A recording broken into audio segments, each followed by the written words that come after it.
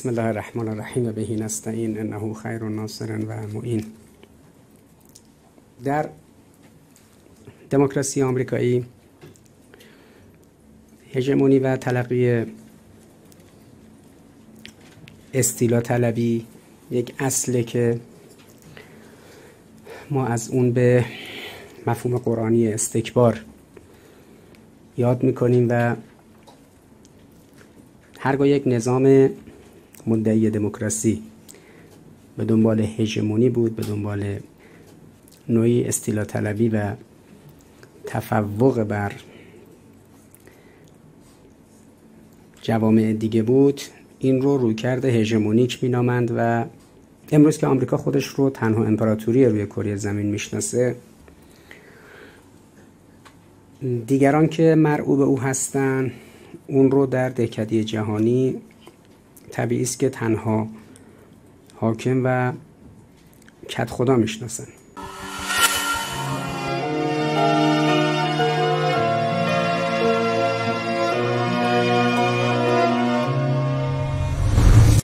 یه دولت مرکزی داره به نام دولت فدرال.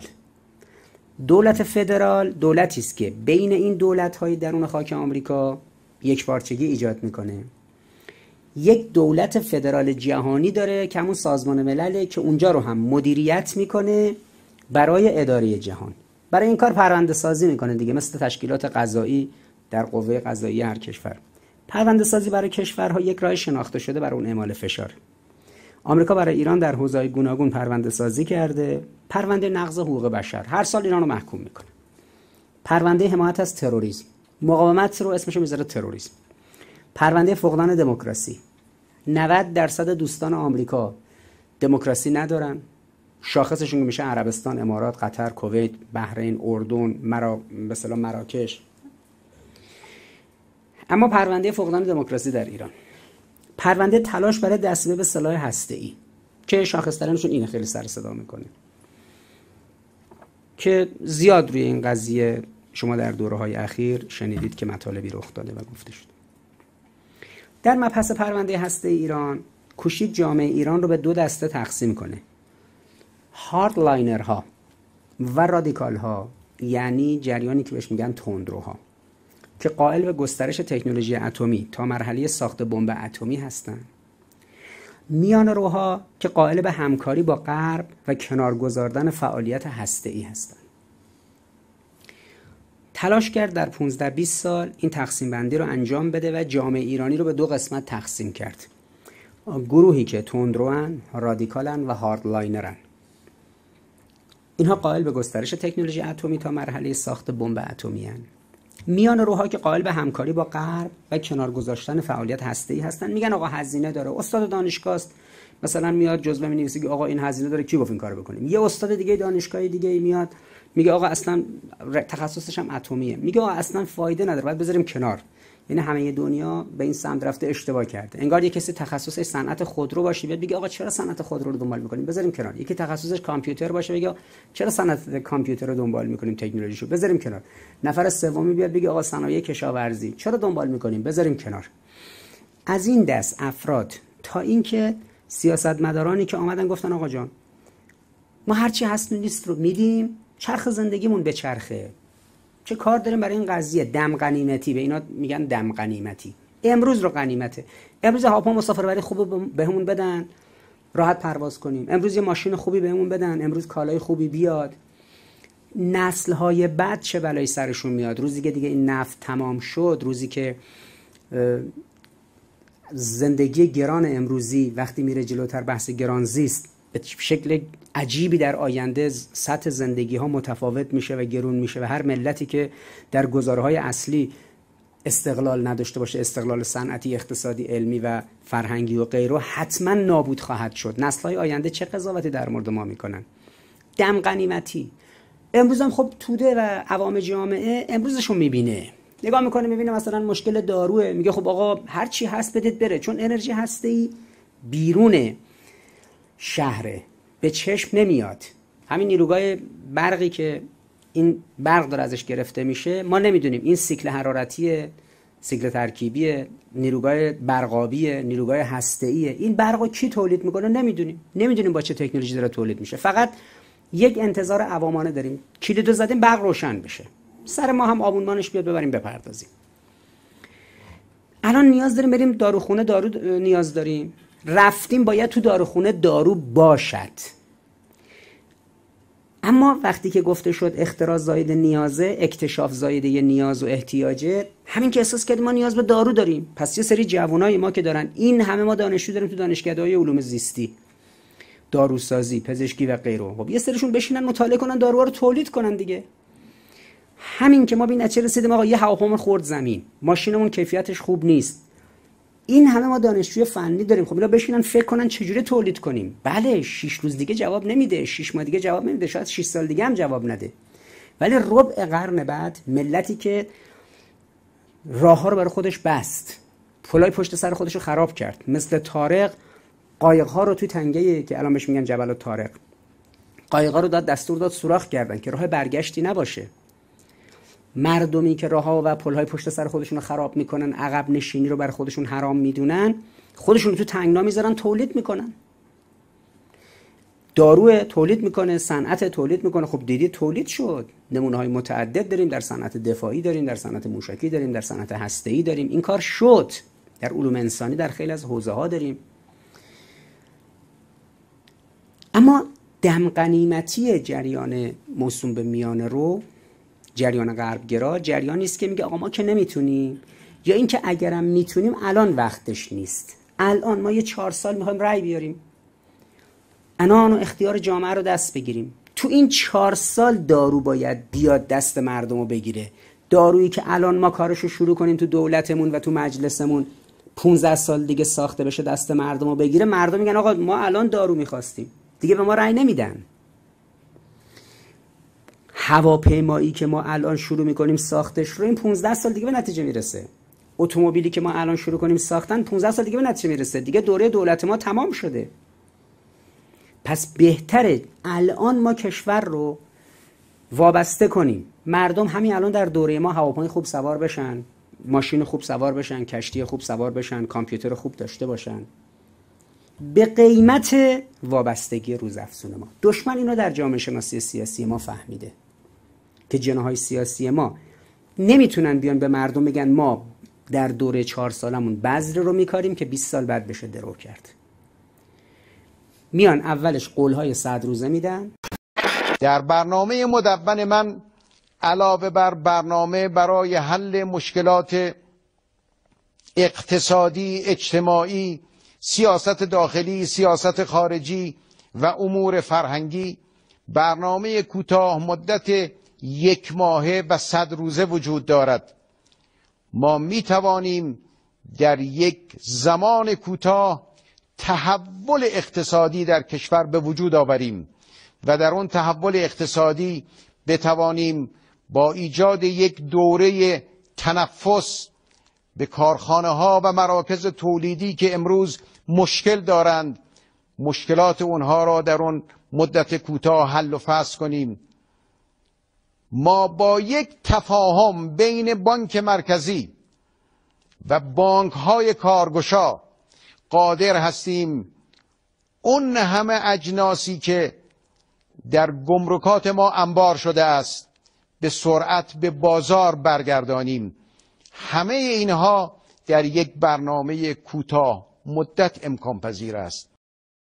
من یک برنامه مدونی دارم که این برنامه رو منتشر میکنم.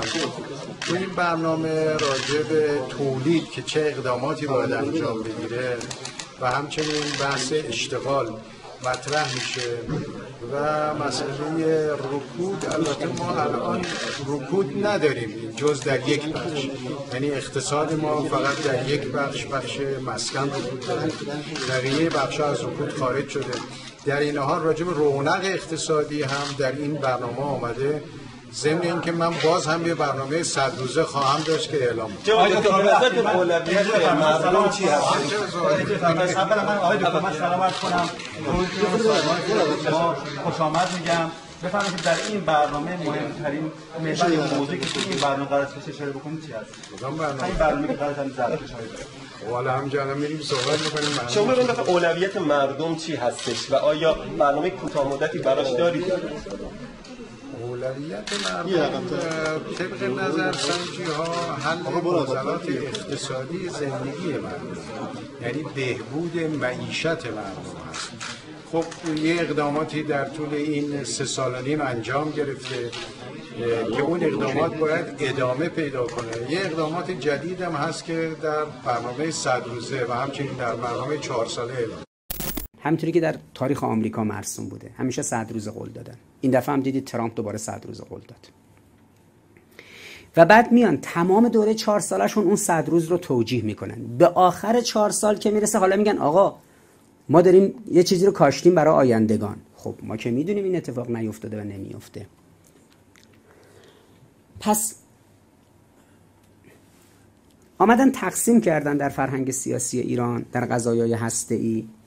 به 2 دسته تقسیم شد جامعه و فضای فرهنگی ایران به یک 2 قطبی رسید. 2 قطبی موسوم به معتدل ها که قائل هستن آقا انرژی اتمی میخوام چیکار کنیم، تکنولوژی میخوام چیکار کنیم، اینها رو میخوام چیکار کنیم، الان زندگی امروز رو بچسب.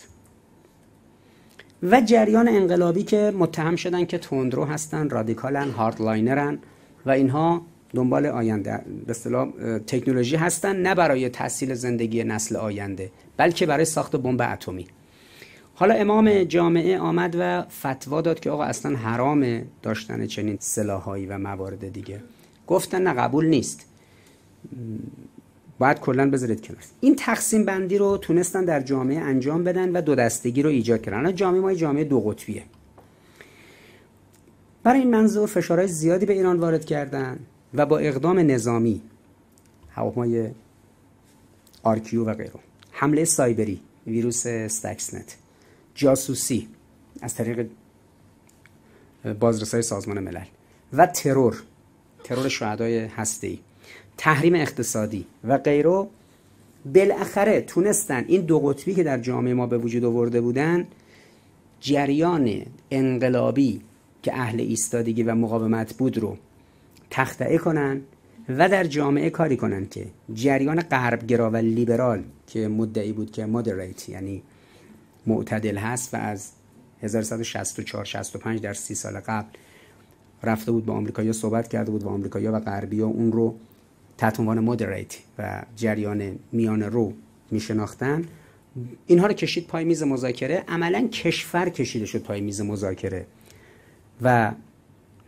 همونطوری که خود غربی هم گفتن تحریم‌های اقتصادی نبود که ایران رو پای میز مذاکره آورد، همین خود این جریان اعتدالگرایی بود که 30 سال روش سرمایه‌گذاری شده بود از سوی غرب.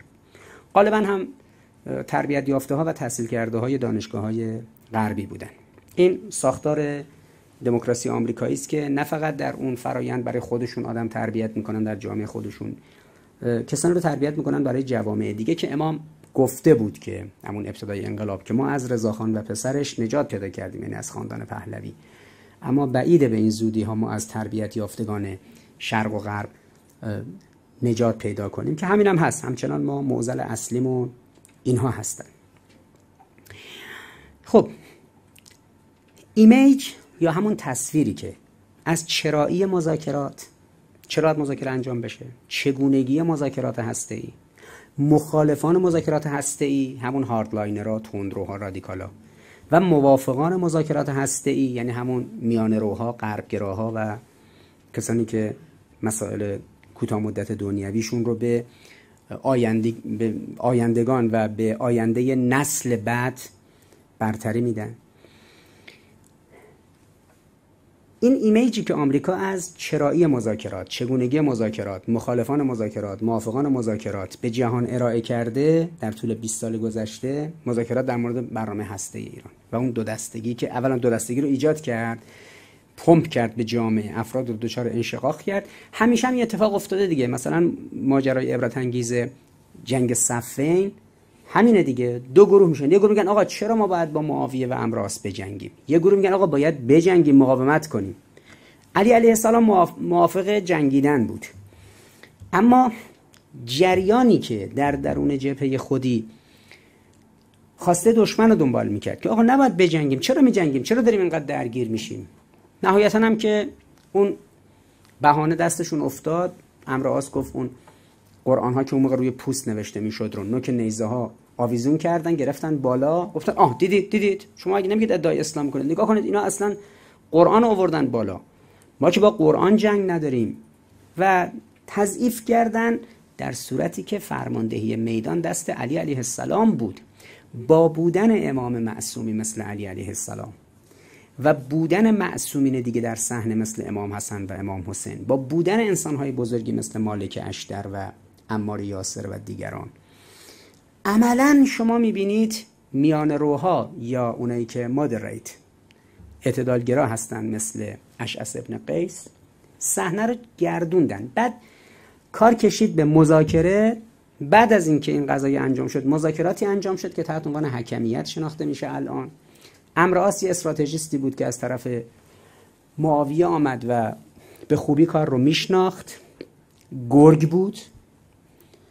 و از این سو در گروه مودریتی یا همون میانه روها ابو موسی اشعری به عنوان یک میانه رو پای صحنه رفت و نظر علی علیه السلام کسای دیگه بود، یعنی نظرش ایشون بود که مالک اشتر بره.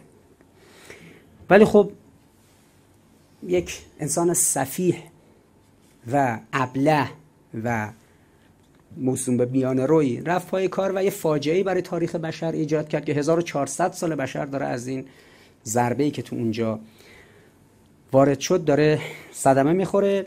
همون روز سپاهیان علی علیه السلام مطرح بود. آقا امروز جنگ نکنیم، به اصطلاح آشتی کنیم، فلان کنیم، از این دست بحثا، و نتیجهش هم این شد که میبینید.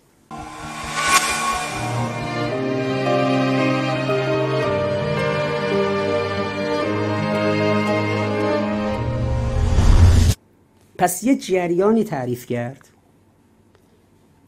میانه رو مودریت، همون مکتب اشعث ابن قیس، و یه جریانی تعریف کردن تندروها، یعنی عمار یاسر و مالک اشتر و ابن عباس و دیگران. این تقابل تو ایران در قالب مخالفان موافقان مذاکرات ایجاد کردن. پس یه ایمیجی دادن از چرایی مذاکرات هسته‌ای که بعد انجام میشه، چگونگی برگزاریش، مخالفان موافقانش، که این ایمیج و تصویری که داده شده در قالب فعالیت‌های رسانه‌ای قابل رصد و مشاهده است. یکی از عمومی ترین ایمیج هایی که به جهان ارائه کرد آمریکا در طول این سالها، تصویری که در فصل 8 سریال 24 از مذاکرات هسته‌ای ایران به نمایش در آورد که با توجه به اینکه 4 سال از دولت فعلی ایران میگذره و در 8 سال پیش که این سریال ساخته شد، 8 سال پیش در 1388 و در 1389 که این سریال به نمایش در اومد در ایالات متحده 2010 میلادی، امروز بعد از گذشته 7-8 سال از ساخت این سریال، 7 سال و 4 سال از عمر دولتی که در ایران این سازوکار مذاکره رو عملیاتی کرد، اجرایی کرد و موارد نهایی شد، در یک بررسی استراتژیک باید روح دموکراسی آمریکایی در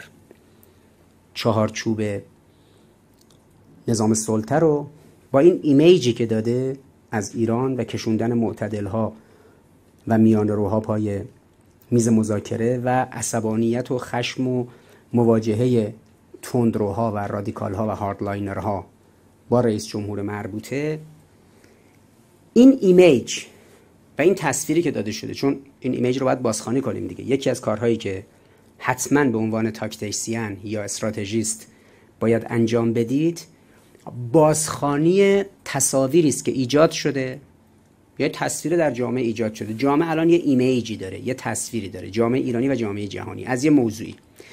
اول باید اینو در تحلیل استراتژیک و در بررسی‌های استراتژیک اول این تصویرها رو باید تبیین کنه که دقیق بگید الان تصویر چیست. یه بار میگیم تصویر سیستم اقتصادی ربویه، یه بار میگیم کپیتالیسم یعنی اینکه هر چیز کالاست و هر چی کالا بود قیمت داره، یه بار میگیم که جنگ مذهبی 30 ساله است، یه بار میگیم جنگ جهانی 4، یه بار میگیم که مثلا نظام معرفت ثانویتی تسلیسی توحیدیه. ایمیج ها رو باید زیبا، کامل، دقیق، جامع اول ترسیم کنید. بگید آقا اون چیزی که رخ داده اینه، یعنی پازل ها رو بچینید، قطعات پازل رو کامل کنید. بعد از اینکه ایمیج رو تبیین و شفاف کردید، ایمیج موجود رو در روند مهندسی معکوس برید ببینید این ایمیج چجوری شکل گرفته رسیده به اینجا. سپس در عالم واقع اتفاقایی که افتاده با این خط روند شکلگیری و تحقق اون ایمیج، خط این رو با این مقایسه میکنید ببینید که در عالم واقع چه مقدار این محقق شده. در این بین از ایمیجی که مراکز مطالعات استراتژیک تو تحقیقاتشون ساختن، رهبران کشورهای مختلف تو سخنرانیاشون گفتن و یا در فیلم‌های سینمایی و سریال هاشون بهش اشاره کردن، آنچه که در عالم هنر و مجاز وجود داره و آنچه که در عالم رسانه و آنچه که در عالم واقع رخ داده، این دوتا رو با هم تطبیق میکنید، دست میاد براتون که چه اتفاقاتی میخواد بیفته. مثلا چرا الان بعد از 7 سال بعد این رو بررسی کنیم؟ ما که 8 سال پیش سریال 24 رو بررسی میکردیم، یعنی سال 1987. فصل 7 خب مطلب زیادی نداره. فصل 8 چون کاملا به ایران برمیگرده، اساسا مجموعه سریال 24 به عنوان یک سریال استراتژیک محملی است برای اینکه مقوله اسلام ستیزی کاملا در درون اون مطالعه بشه. دوم، جوهر دموکراسی آمریکایی که آمریکا یک بسیجی داره به نام جک باور که این فرد مستقیما با رئیس جمهور آمریکا کار میکنه، اون بهش تلفن میزنه و هرگاه آمریکا دچار مشکلی بحرانی میشه میاد توی صحنه کار دست میگیره بدون اینکه عضو سازمانی جایی باشه، حقوق بگیر جایی باشه، میاد 24 ساعت آمریکا رو از یک بحران جهانی نجات میده و میره دوباره پیداش نمیشه تا دوره بعد. تعهد یک انسان سوپرمنوار به این که نظام تمدنیش رو حفظ کنه و بدون اینکه یک جمله ایدئولوژیک بگه، به قدری سرسخته در مبانی ایدئولوژیک کشور خودش، یعنی کپیتالیسم و لیبرالیسم، و سرسخت علیه دشمنان لیبرالیسم و کپیتالیسم که دست تمام تندروهای موجود در کره زمین رو از پشت بسته. کاملا خشن، کاملا غیر قابل انعطاف، کاملا شکست ناپذیر، کاملا لحظه تردید در این نمیبینید موقعی که داره ماموریت انجام میده.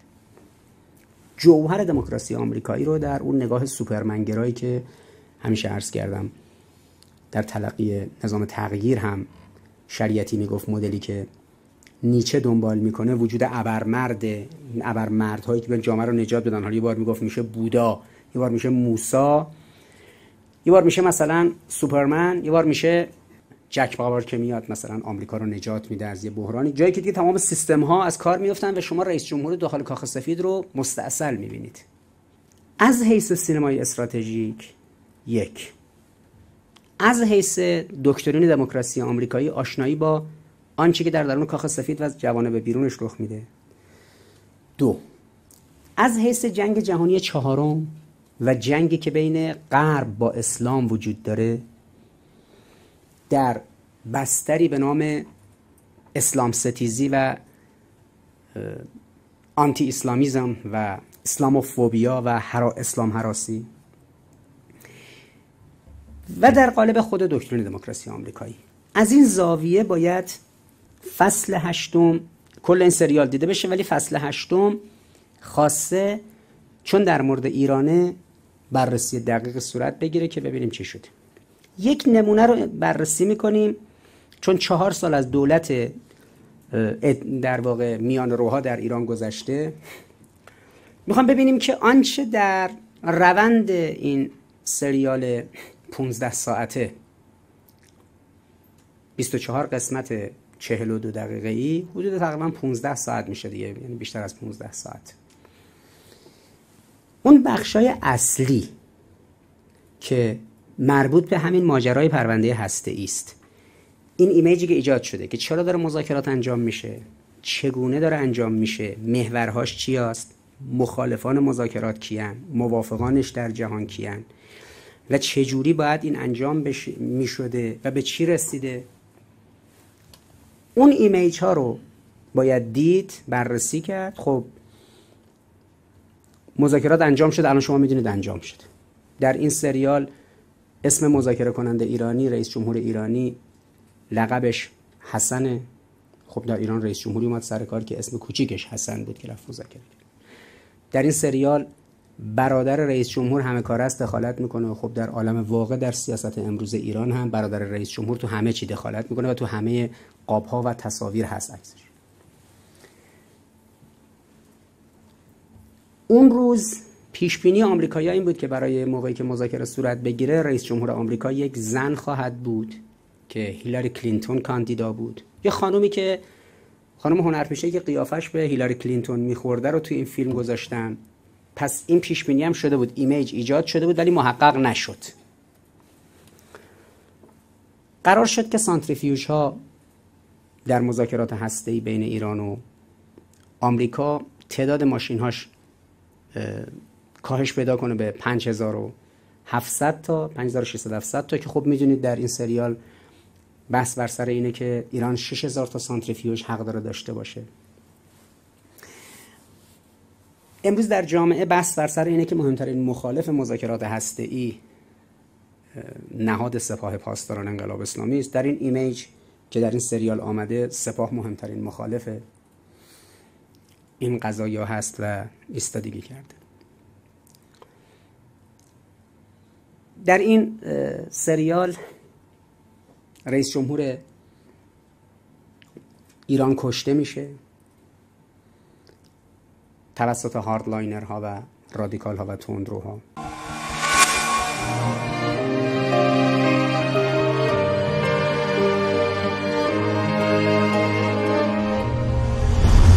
ایمیجی که چرایی مذاکرات، چگونگی مذاکرات و مخالفان مذاکرات و موافقان مذاکرات رو به جهان ارائه کرد در قالب فعالیت‌های رسانه‌ای قابل رصد و مشاهده است. اما یکی از عمومی ترین ایمیج هایی که به جهان ارائه کرده آمریکا تصویریه که در فصل 8 سریال 24 از مذاکرات هسته‌ای ایران به نمایش گذاشته.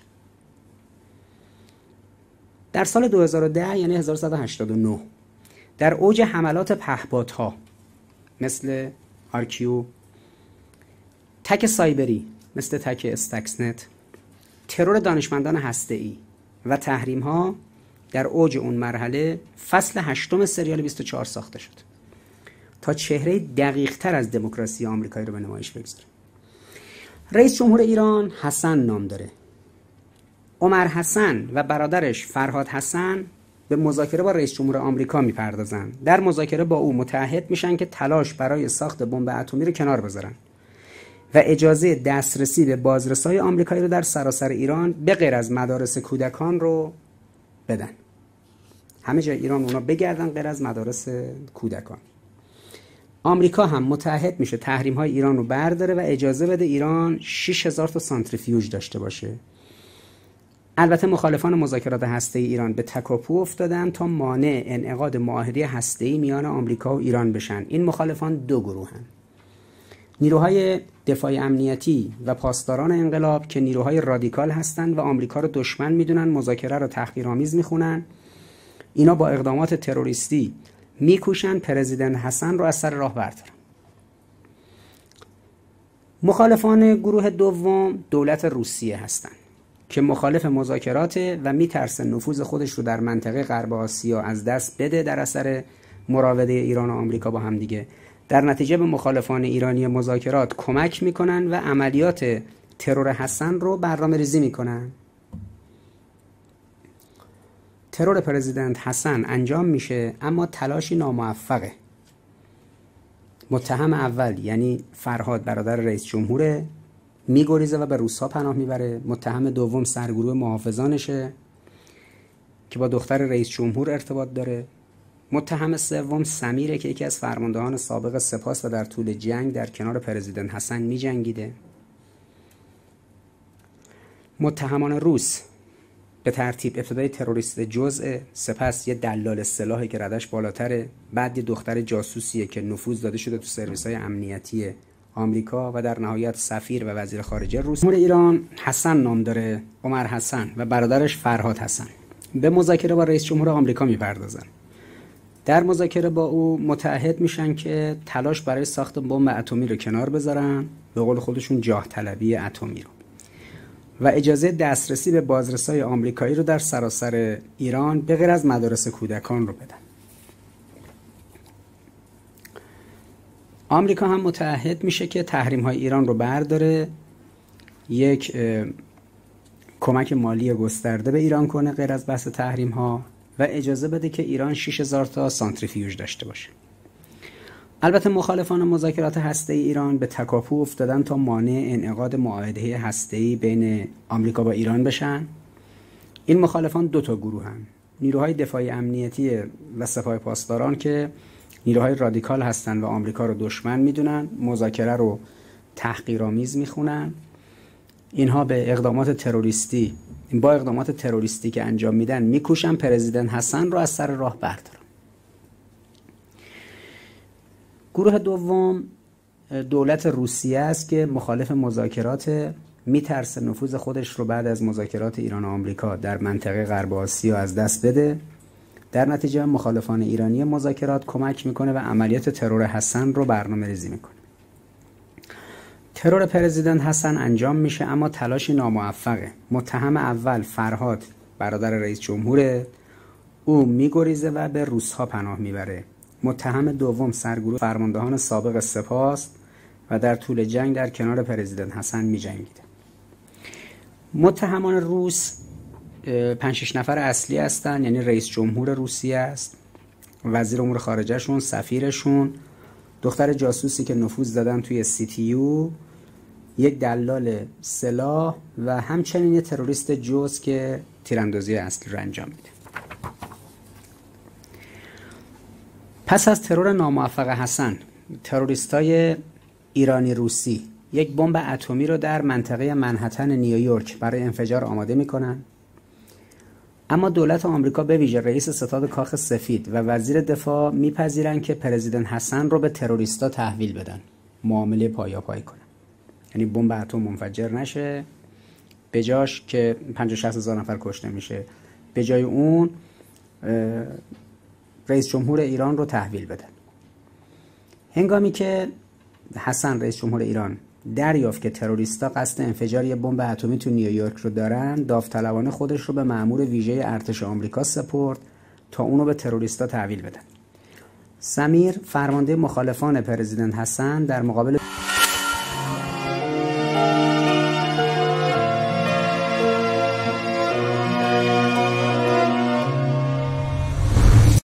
موفق و مؤید باشید انشالله و السلام.